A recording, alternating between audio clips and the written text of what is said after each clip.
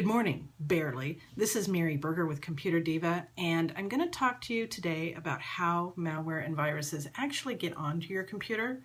We've talked about this a little bit before, but I wanted to give you some step-by-step ways in which malware gets onto your computer and how you can kind of protect yourself from it happening. So there's a couple of different types of malware I'm going to be talking about. The first type is how malware and viruses actually get onto your computer and why you're starting to get pop-ups. The second method is the malware that gets into your browser, browser add-ons that can actually do some damage to your computer, and I see this happen every single day. So we'll start with the first step. How does malware get onto your system? It's about a 5-step process, and it happens within a second. You visit a website that is running some malicious code on it, and all of a sudden, boom, that's the entry point for the malware to get on your system. Now, those websites can be perfectly legitimate websites. They can be malicious websites. It really doesn't matter. Perfectly legit websites can have malicious code inserted into their system without them even knowing it. So you get to that website and boom, that's the entry point for the malware to get onto your system.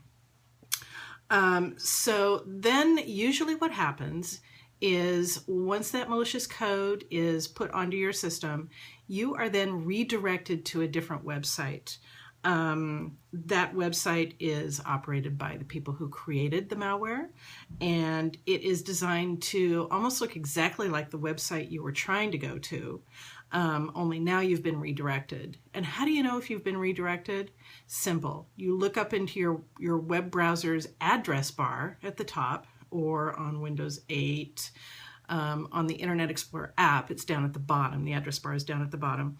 But if you look up there, you'll see exactly which address you've landed on, and you can pretty much tell if it's been redirected. If you've gone to, say, wellsfargo.com, and now you're at a website that might be wellsfargo.blah-blah-blah-blah.com.biz, whatever. Anyway, it's not a legit address for the site that you're trying to go to. And then what happens is once you've landed on the redirected site, the malicious site, the site runs what is called an exploit kit on your computer. And this exploit kit is designed to scan through your computer, all of your software, your operating system, everything that's there, to see if there are any security holes in your system. Once it finds that security hole, then it's going to exploit that hole to do something bad to your computer. The exploit kit, once it finds that security hole, it's going to download a payload onto your computer, and that payload is going to be the malware or the virus, and that's when you become infected. The last step of the process is now, once the virus or the malware is on your system, it's going to go into action. It's going to do what it was designed to do, which is make money for the people who made the virus.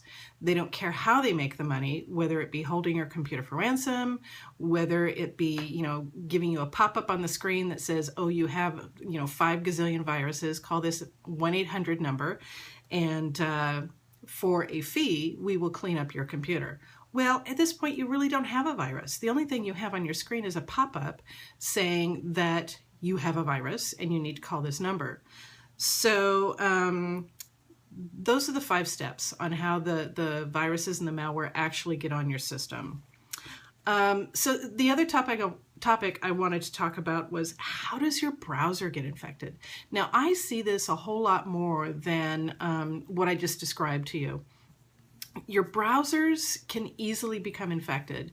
I clean them up every day, and people are not aware that their browsers are becoming infected, but it can do some pretty heavy damage to your system. So how does your browser get infected? First of all, the browser being Internet Explorer, Google Chrome, Firefox, Safari, any type of web browser, a window that takes you out to an internet website, that's a browser.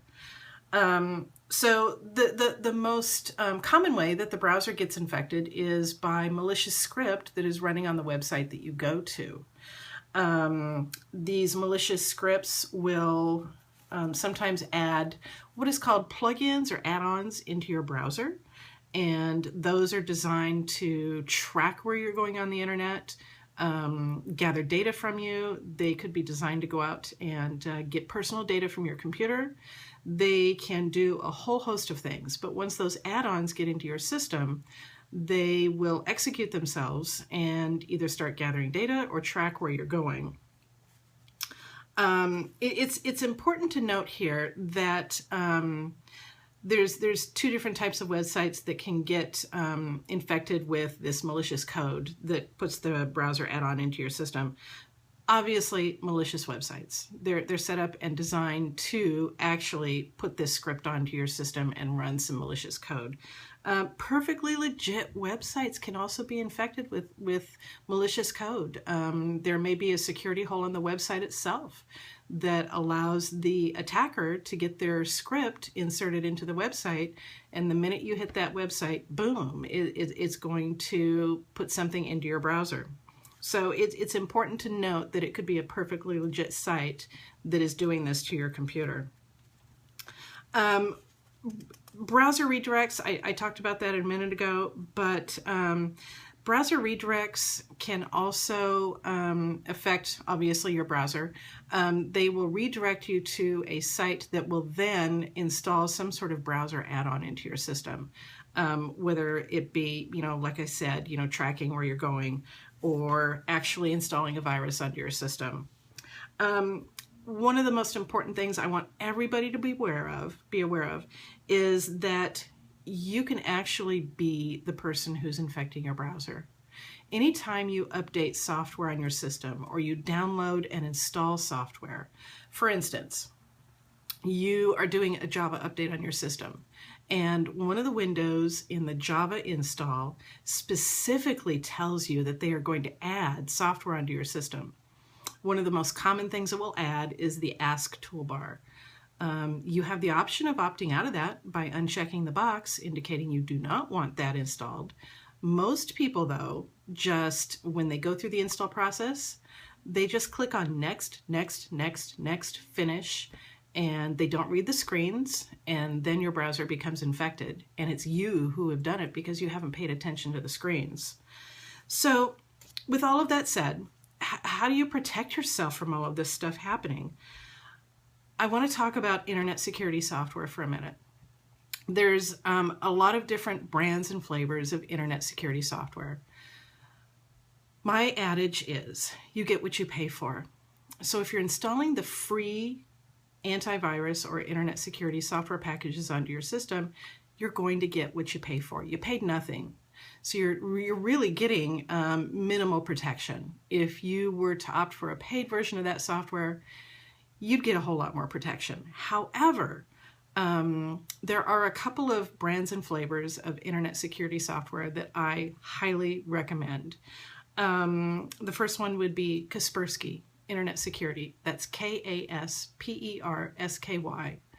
Kaspersky Internet Security. I don't get paid any money to tell you this. I am not an affiliate with Kaspersky. I purchase licenses just like anybody else would.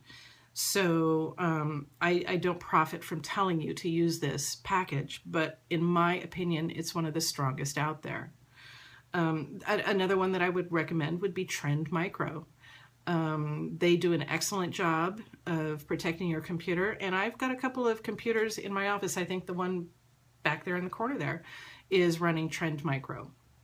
On my computer over here, I'm running Kaspersky. On my MacBook, which is right over here, I'm running nothing because, I've had this MacBook for 4 years. I've never had a virus problem with it. Very few viruses are targeted to the Apple products, so I have just never felt a need to protect it in that way.